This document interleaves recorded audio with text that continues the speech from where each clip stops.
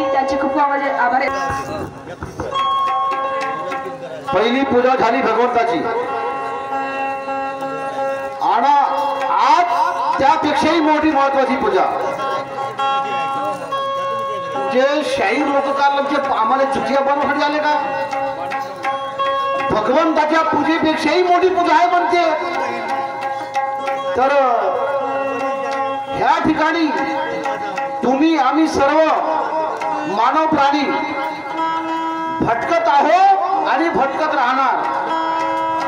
त्याचं प्रामुख्याने एक कारण आहे की तुमच्या शरीरामध्ये जोपर्यंत अन्न नाही तोपर्यंत हे शरीर निकामी आहे आणि ह्यासाठीच तर आम्हाला कष्ट करणे आहे. या विधवर पोटाची खळगी भरण्यासाठी तुम्ही आम्ही सर्व मानव प्राणी जो परिश्रम करतो ते फक्त या पोटासाठी या बांधवांनो.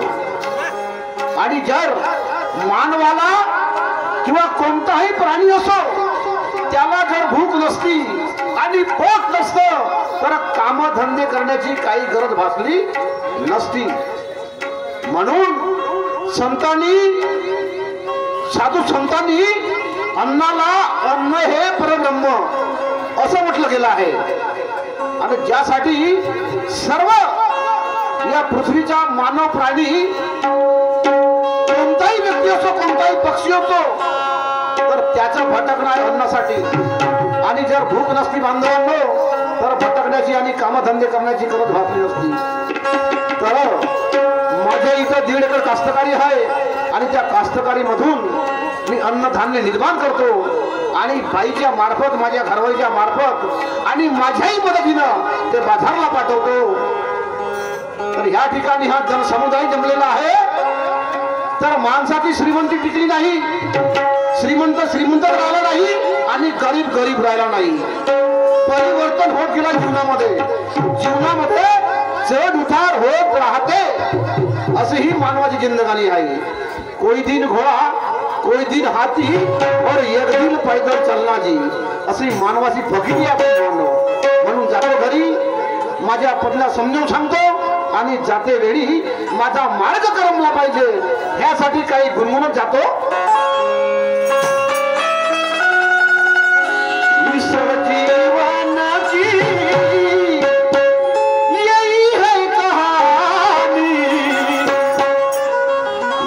जीवन की यही है कहानी आमी जानिए दुनिया बैठा दरिया का पानी आमी जानिए दुनिया बैठा दरिया का पानी जीवन की यही कहानी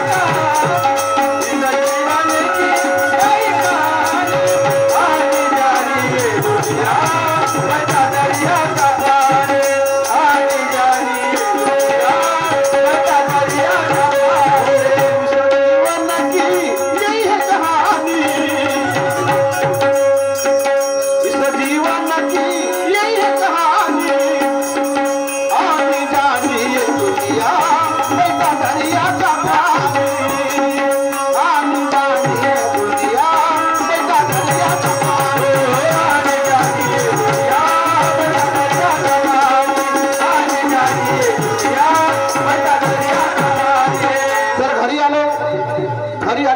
पत्नीला आवाज देणं कर्तव्य आहे आणि डायरेक्ट आतमध्ये प्रवेश करणं हेही बरोबर नाही. वॉर्निंग बेल दिली पाहिजे, आवाज दिला पाहिजे. कारभार ने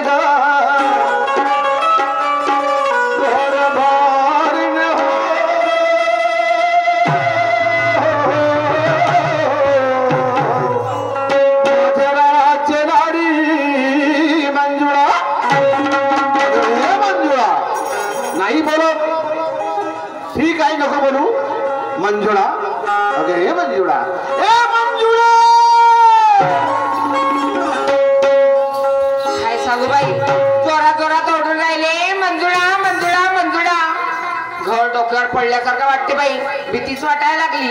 8 दिवस झाले घरचा जीव घरी नाही, 9वा दिवस घरी लागला. कोणतं नाही कोणतं काम पडलं असेल म्हणून जोरात ओरडून राहिले.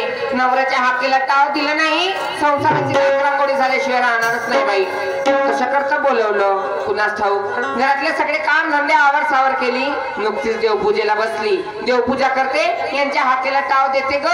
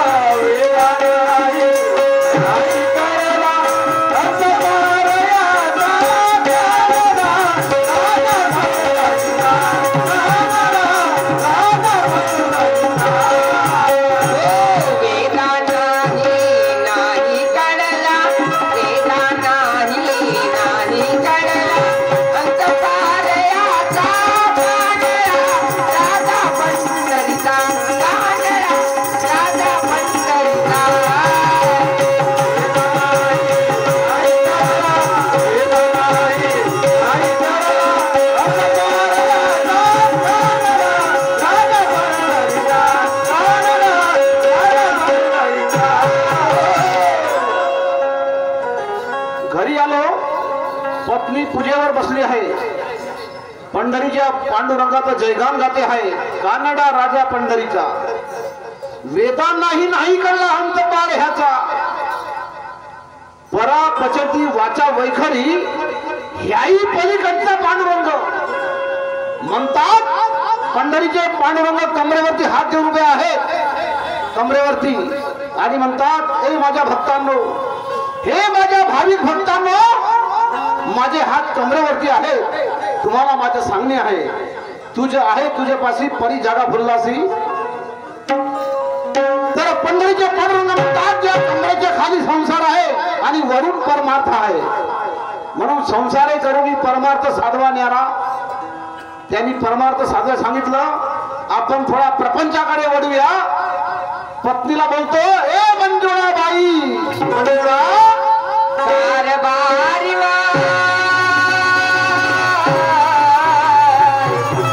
सख्या सागना प्रणना कराया. मला कशाला दिले आवाज न थाराया माय. काय म्हणता हो माझ्या गळ्याचे मोती. पाहिला रंगारी साहेब, मोती काय म्हणता व माझ्या गळ्यातले मोती. हे नांदा गोमुख समजते. गोमुख नाही पाहिलं. गो म्हणजे गाय, गायीचे मुख. काय लहानशी गोष्ट आहे का जी. नांदा, नांदा म्हणजे नंद्या बैला गोमुख. त्याची गाय आली ना पहिले याला, हा असा नांदा गोमुख आहे. या नांदा गोमुख मध्ये अशी बोलण्याची भाषा आहे का. माझ्या गळ्यातल्या मोती. एवढा खराब झालो का जी मी लमच्या मला मोती म्हणते. मोती म्हणजे काय, कुत्रा हो मी अड्रू हाडत या बहिमा काय आलास, अशी गोष्ट असेल का. पण नाही, माझी बायको थोडी निर्गुण निराकार होऊन बोलते. तुमची असो ना माझी बायको असो, बायको नवऱ्या सोबत प्रेमानं बोलली की नवरा थंडा पडला. म्हणून म्हणते माझ्या गळ्यातला मोती लोंबणारा हालणारा, त्या मोतीची तपासणी केली पाहिजे. मंजुळा कशाला आवाज दिला हो चिकूचे पप्पा. अजून एक टप्पा मारला जास्तीचा. चिकूचे पप्पा. अगं काय म्हणता का चिकूचे पप्पी. पप्पी नका म्हणू हा. मम्मी तरी म्हणा. पप्पी म्हणजे कुत्र्याचा पिल्लू होते लहानस. पिल्लू म्हणजे मी काय तू काय पिल्लू होस का? नाही हा? नाही नाही तू नाही. काय पिल्लू होस ना मी काय टिल्लू हो? तसंही नाही हो पण कशात गावात दिलं. मी तुला ह्यासाठी बोलावलं काय व लई वेळ झाली. हा. आपल्याला जास्त खनमन न करता काय आपल्याला ह्या टोपल्यामध्ये काय द्यायचं. आपल्या घरचे टमाटर वांगे मिरचे हा. हे सर्व माल ह्या टोपल्यामध्ये भरायचे आणि बाजारला जायचं. जाशील की नाही? जाशील की नाही. निघ दिसत होत सकाळ झाली भाजीपाल्याचा टोपलं घेते आणि बाजारची वाट घेते. काय का म्हणते तुमचा.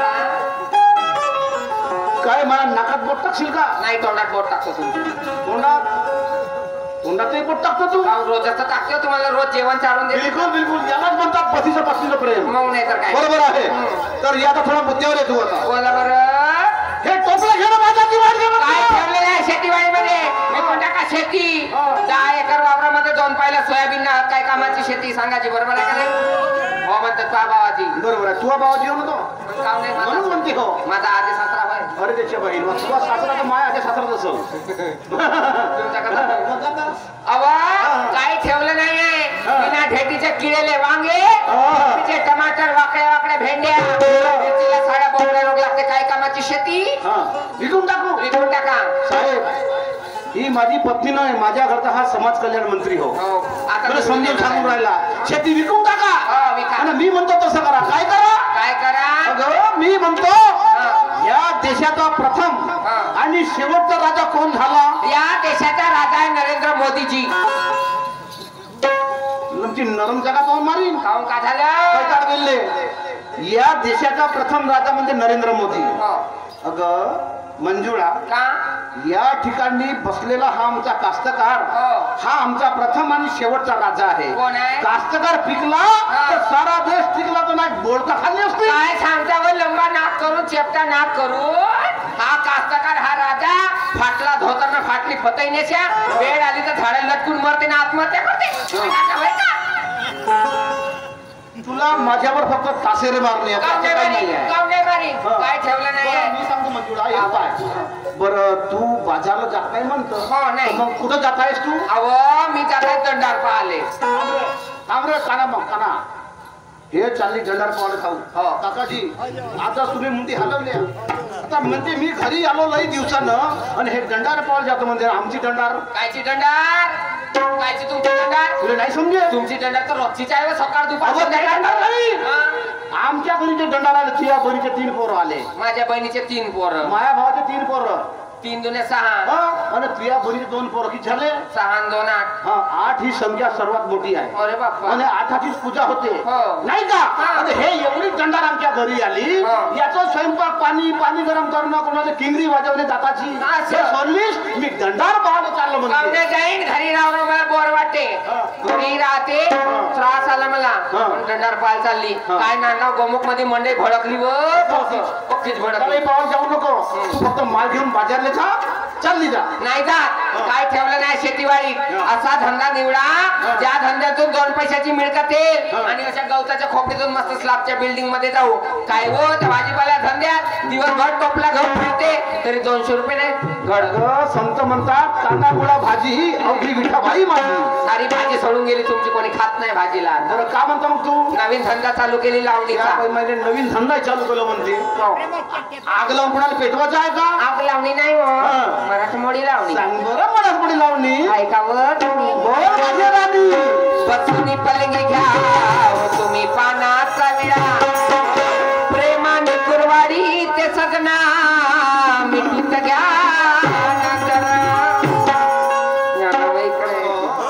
कामाची कुचे बाबा. रात राणी मी चमेली जुहीला जवंती.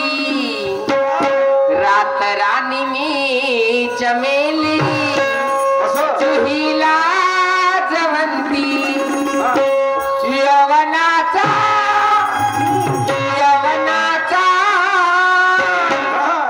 यवनाचा बहरला बाग सख्या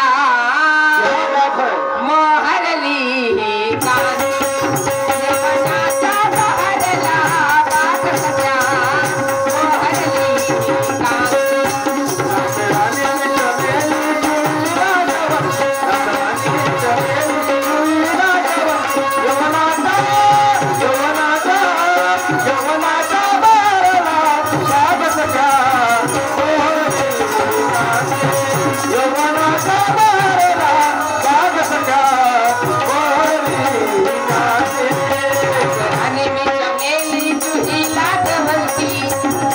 राणी चमेली तुही लाजवंती यवनाचा बहरला बाग सख्या मोहरली कांती यवनाचा बहरला बाग सख्या मोहरली कांती यवनाचा बहरला बाग सख्या मोहरली कांती यवनाचा बहरला बाग सख्या मोहरली कांती तुम्हा सांगू कशी मला वाटे भीती तुम्हा वाटते भीती तुम्हा सांगू किती मला वाटे भीती माझी नाजूक जवानी तुम्हा पागल कशी माझी नाजूक जवानी तुम्हा पागल कशी माझी नाजूक जवानी तुम्हा पागल कशी माझी नाजूक जवानी तुम्हा पागल कशी तुम्ही समाजे गुलाब पुष्प मी तुमची शेवंती तुम्ही समाजे गुलाब पुष्प